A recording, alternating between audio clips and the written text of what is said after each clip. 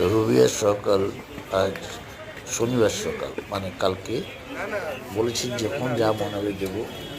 সকাল 9টায় ঘুম থেকে উঠে 9:30টায় বেরিয়ে পড়লাম গড়িয়াহাটের উদ্দেশ্যে। হাঁটবো বলেছি। যাদবপুর থেকে বাসে নামলাম প্যান্টালুন, সেখান থেকে হেঁটে হেঁটে গেলাম গতিকে ড্রেস চেঞ্জ করে আবার হাঁটতে হাঁটতে গেলাম মাসিক থেকে, সেখান থেকে আবার গেলাম গরিব দোকানগুলো ভেতরে মার্কেটে। এই হলো কালকে আমার জীবন। এক এক করে বিক্রি করে তুলে দিয়েছি, 4.2 কিলোমিটার হেঁটেছি। খুব তাড়াতাড়ি বলতে যাচ্ছে, অ্যাকচুয়ালি একদম এই সিস্টেমটা শুনে চেষ্টা করছি। আপনাদের ভালো লাগলে সাবস্ক্রাইব করবেন।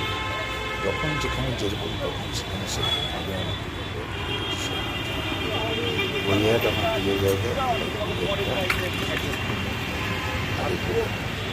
এরপরে সত্যি